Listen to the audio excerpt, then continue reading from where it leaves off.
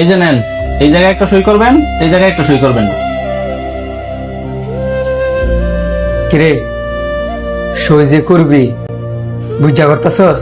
হ, আমি যা করতেছি বুঝেই করতেছি। হেরে আমি আর রাখতাম না, হেরে এবার আমি ডিভোর্স দিয়েই ছাড়বো। আর তোরা লইছি তুই সাক্ষী দিবি। বন্ধুত্বের খাতিরে না হয় সাক্ষী দিলাম, কিন্তু আরেকবার চিন্তা করে দেখ, তোর কিন্তু একটা মেয়ে আছে। আমার মেয়ে আছে তাতে কি? আমার মেয়ে আমার কাছে লয়ে পড়মু? তোর মেয়ের মার তো 2 বছর, আর তুই তার মার কাছে থেকে তারে আলাদা করে দিবি? তার কি মা দরকার না? আমার মেয়ের যদি মা দরকার হয়, প্রয়োজন হইলে নতুন আরেকটা বিয়ে কইরা নতুন মাইনা দিমু, তারপরে হেরে রাখতাম না। ডিভোর্স তাইলে তুই দিয়ে দিবি? ডিভোর্স দেওয়ার আগে তাইলে আমার কটা কথা শোন, যে কথাগুলো আমি আজ পর্যন্ত কারো কাছে কই নাই। তোর আবার কি কথা ক? তুই যদি তোর বউরে ডিভোর্স দিয়া তোর মায়ের লেগে যদি আরেকটা মা আনস, তোর কি মনে হয় তোর এই নতুন বউ কি তোর মায়ের ওই মার মতো আদর করতে পারবো? অবশ্যই না। হয়তো বা 2-1 দিন আদর করব, কিন্তু তোর ওই বউর ঘরেও কিন্তু ছেলে বা মেয়ে কোনো না কোনো সন্তান হইব। পরে পরে তোর মায়ের কি হইব?